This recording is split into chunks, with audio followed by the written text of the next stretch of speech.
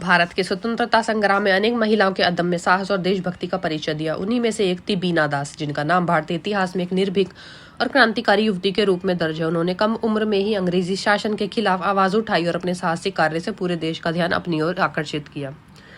तो ऐसी सच्ची घटनाओं के लिए, स्वतंत्रता सेनानियों और अपने भारतीय इतिहास से जुड़ी सच्ची घटनाओं के लिए इस चैनल को अभी सब्सक्राइब कीजिए। बीना दास का जन्म 24 अगस्त 1911 को बंगाल वर्तमान पश्चिम बंगाल में हुआ था। उनका परिवार शिक्षित और राष्ट्रवादी विचारों से प्रेरित था। उनके पिता बेनी माधव दास एक प्रसिद्ध शिक्षक थे और समाज सेवी थे, जबकि उनकी माता सरला दास भी समाज सेवा और देशभक्ति की भावना से ओतप्रोत थी। ऐसे वातावरण में पली बड़ी बीना के मन में बचपन से ही देशभक्ति के प्रति प्रेम और अन्याय के खिलाफ विद्रोह की भावना जागृत हो गई थी। उन्होंने अपनी प्रारंभिक शिक्षा कोलकाता में प्राप्त की। वे पढ़ाई में तेज थी और साथ ही सामाजिक गतिविधियों में भी सक्रिय रहती थी। उस समय बंगाल क्रांतिकारी गतिविधियों का प्रमुख केंद्र था। युवाओं में स्वतंत्रता की भावना तेजी से फैल रही थी और बीना दास भी इससे अछूती नहीं रही। कॉलेज के दिनों में बीना दास का संपर्क क्रांतिकारी संगठनों से हुआ। वे छात्र संघ और अन्य राष्ट्रवादी समूहों से जुड़ी। उस समय अंग्रेजी सरकार भारतीयों पर दमनकारी नीतियां लागू कर रही थी। पुलिस अत्याचार, अभिव्यक्ति की स्वतंत्रता पर रोक और भारतीय नेताओं की गिरफ्तारी आम बात थी। इन परिस्थितियों ने बीना दास के मन में आक्रोश भर दिया। उन्होंने यह महसूस किया कि केवल शांतिपूर्ण विरोध से अंग्रेजों को देश से बाहर निकालना कठिन होगा। यही सोच उन्हें क्रांतिकारी मार्ग की ओर ले गई। बीना दास का नाम इतिहास में विशेष रूप से 6 फरवरी 1932 की घटना के कारण दर्ज है। उस दिन कोलकाता विश्वविद्यालय के दीक्षांत समारोह में बंगाल के तत्कालीन गवर्नर सर स्टैनली जैक्सन मुख्य अतिथि के रूप में उपस्थित थे। समारोह के दौरान बीना दास ने गवर्नर पर पिस्तौल से गोली चलाने का प्रयास किया। हालांकि उनका निशाना चूक गया और गवर्नर बच गए, लेकिन इस घटना ने पूरे ब्रिटिश प्रशासन को हिला दिया। एक युवा छात्रा द्वारा इतनी साहसिक कार्रवाई उस समय अभूतपूर्व थी। यह केवल एक व्यक्ति पर हमला नहीं था, बल्कि ब्रिटिश सत्ता को सीधी चुनौती थी। घटना के तुरंत बाद बीना दास को गिरफ्तार कर लिया गया। उन पर मुकदमा चला और उन्हें 9 वर्ष के कठोर कारावास की सजा सुनाई गई। जेल में उन्हें कई कठिनाइयों का सामना करना पड़ा। शारीरिक और मानसिक उत्पीड़न के बावजूद उन्होंने अपने विचारों से समझौता नहीं किया।